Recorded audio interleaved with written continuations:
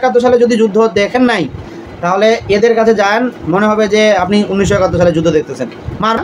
School না যায় ওই সময়টাতে কী করতেছে, অথবা লিচুর বাগানে বা বড় গাছে নিচে ওই গ্রামের অন্যান্য যুবক মিলে ওইখানে একটা টুর্নামেন্ট, মানে খেলা, যুদ্ধ 1900। আসসালামু আলাইকুম, আশা করি সবাই ভালো আছেন, সুস্থ আছেন।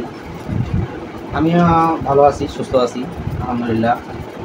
তো ভিডিওটা যে কারণে করা সেটা হচ্ছে যে আমাদের গ্রামে যে তরুণ সমাজ, এই তরুণ সমাজ মোবাইল ফোন এবং ওয়াইফাইয়ের কারণে যে কী পরিমাণে আসক্ত, সে আসলে মোবাইল ফোনটা আসার পরে কী পরিমাণে তারা আসক্ত হয়ে গেছে, যেটা চিন্তা করতে পারবে না। হয়তো আমার কথার সঙ্গে অনেকের কথা মিলে যাবে বা মিলিয়ে দেখতে পারেন যে আসলে হয় কি না। ছোট্ট একটা ঘটনা শেয়ার করি। তার আগে বলি যে আমাদের সবার হাতে মোবাইল ফোন হয়ে গেছে। আর আরেকটা জিনিস যেটা সবথেকে বেশি ক্ষতি করছে সেটা হচ্ছে ইন্টারনেট সংযোগের সহজলভ্যতা। প্রত্যেকটা গ্রামেই এমন বাসা আছে যে বাসাগুলো তো ভালোভাবে দিন চলে না বা খাইতে পারে না, একটু অভাবে চলে, কিন্তু তারপরেও ইন্টারনেট ওয়াইফাই কিন্তু আছে। অথবা নিজে নিচে না হলে পাশের বাসা থেকে 100 টাকা মাস দিয়ে চালায় একটা দুইটা ডিভাইস, সেভাবে কানেক্ট করে নিছে। ওয়াইফাই সব বাসাতেই আছে। যেটা লক্ষ্য করলাম সেটা হচ্ছে যে ছেলেরা যাদের হাতে মোবাইল আছে, বিশেষ করে যাদেরই হাতে মোবাইল আছে, ছাত্রগুলো বা যে কলেজে উঠছে যে ছেলেগুলো, সে সবারই হাতে মোবাইল ফোন আছে। আর যদি তার নিজের না থাকে তাহলে বাসায় মোবাইল ফোন আছে। তো এই মোবাইল ফোনগুলোতে ওয়াইফাই কানেক্ট তো আছেই, প্লাস প্রত্যেকটা মোবাইল ফোনেই ফ্রি ফায়ার। তো তারা কী করতেছে, যে কাজ করতেছে দলগতভাবে, তো তারা কাজের ফাঁকেই যখনই একটু সময় পাচ্ছে তখনই ফ্রি ফায়ার খেলতেছে। মানে আবার ফ্রি ফায়ার খেলতেছে টাকা দিয়ে খেলতেছে। কেমনভাবে টাকা দিয়ে খেলতেছে, ধরেন এই গ্রামের কিছু যুবকের সঙ্গে পাশের গ্রামের যুবকের হচ্ছে ফেসবুকে অ্যাড আছে, এক প্রকার চ্যালেঞ্জ দিচ্ছে, এক প্রকার যুদ্ধ, পাড়ায় পাড়ায় যুদ্ধ, যে তোমাদের পাড়ার সাথে আমাদের পাড়ায় যুদ্ধ, এবং টাকা দিয়ে সেটা, এবং ওটা যদি জিতে সেটা দিয়ে পিকনিক খাবে, এরকম একটা অবস্থা। তার মানে ওরা সারাটা দিনের মধ্যে যতক্ষণ হয়তোবা খাওয়া দাওয়া, আদার্স অন্যান্য যেটা প্রয়োজনীয় কাজ, যে হালকা হওয়ার কাজ, এগুলো বাদ দিয়ে যতক্ষণে হাতে মোবাইল ফোন থাকে ততক্ষণেই মনে হয় ফ্রি ফায়ার খেলে। এতটা আসক্ত হয়ে গেছে ফ্রি ফায়ারে, এবং তাদেরকে ফ্রি ফায়ার থেকে মানে ওই গেম থেকে বের করা একদমই যায় না। তো আমাদের পিকনিক খাচ্ছিলাম সচরাচর, সেই পিকনিকের মাঝেও ওদেরকে চালানতে পারেছি। ও চালানতে যায় ওরা অন্য একটা গ্রামের সঙ্গে ফ্রি ফায়ার খেলা শুরু করে দেয়। ওইখানে একটা টুর্নামেন্ট খেলতেছে। আর বিশেষ করে এখন টুর্নামেন্টগুলো হচ্ছে অনলাইনে ভিত্তিক, আর বড় বড় টুর্নামেন্টগুলো হচ্ছে অনেক লাখ লাখ টাকা, প্রায় 66 লাখ টাকার মতো একটা টুর্নামেন্ট গতকালকে না তারদিনকে গেল শুক্রবারে। তো ওদের কথা হচ্ছে পড়ালেখা করে কী হবে, একটা টুর্নামেন্ট খেলতে পারলেই 4 জনে যদি 66 লাখ টাকা পায়, এক একজনের 10 লাখ টাকা করে প্রায় পাবে সেটা।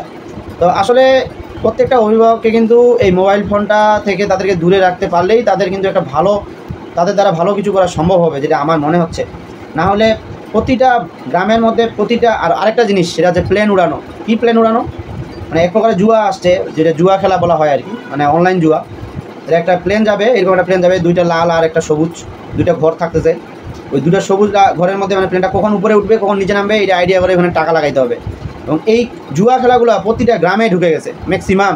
অথবা গ্রামের মধ্যে 10টা যদি যুবক থাকে তার মধ্যে 9 জন বা 8 জনেই এই জিনিসগুলোতে আসক্ত, যেটা আমাদের যুব সমাজকে একবারেই ধ্বংস করে দিচ্ছে।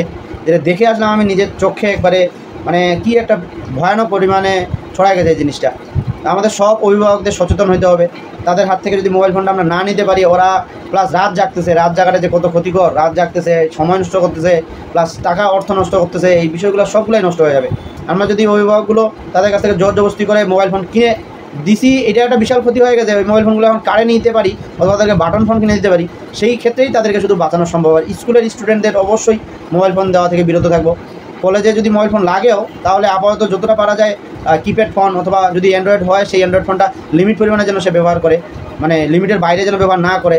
দেখা যাচ্ছে রাত জাগে গেম খেলতেছে, দিনের বেলায় আরও এরকম, যেহেতু কোচিংয়ের সঙ্গে যুক্ত আছি জানি চিনি মোবাইল ফোন আছে, প্রত্যেককেই এই ফ্রি ফায়ার বা গেমের কারণে মানে পড়ালেখা একদমই পারে না, যেটা বলা যায় জিরো, কিছুই নেই। বেশিরভাগে আবার স্কুল যায় না, স্কুল না যায় ওই সময়টাতে কী করতেছে, অথবা লিচুর বাগানে বা বড় গাছে নিচে ওই গ্রামের অন্যান্য যুবক মিলে ওইখানে একটা টুর্নামেন্ট, মানে খেলা, যুদ্ধ। 1971 সালে যদি যুদ্ধ দেখেন নাই তাহলে এদের কাছে যান, মনে হবে যে আপনি 1971 সালে যুদ্ধ দেখতেছেন। মার আর ধর আর ঠাই ঢুস ছাড়া মানে ওইখানে আর কিছু দেখতে পারেন। মানে ওরা তো পাগল হয়েছে, যে এখানে যদি আপনি কিছুক্ষণ থাকেন আপনিও পাগল হয়ে যাবেন, এরকম একটা অবস্থা। তো সকল অভিভাবকদের দৃষ্টি আকর্ষণ করে অনুরোধ করতেছি, আপনাদের সন্তানদের কাছ থেকে বড় ফোন অন্তত আসক্ত যদি হয়ে থাকে, দেখা যাচ্ছে খুবই ইউজ করতেছে, যত কিছু হয়ে যায় ওই ফোনটা দোকানে আসার মারে ভাঙে দেন বা নিয়ে রাখেন, কারে নিয়ে রাখেন। দেখা যাচ্ছে কারে নিয়ে রাখলেও হয়ে যাবে, আসার মারে ভাঙে যদি দিতে হয় তাহলে আসার মারে ভাঙে দেন, তারপরেও ওর এই উপকারটা করেন আসার মারে ভাঙে দিয়ে, এটা ওদের উপকার হবে। এত পরিমাণে আসক্ত হয়ে গেছে তাদেরকে বের করাও যাচ্ছে না। ধন্যবাদ সবাইকে।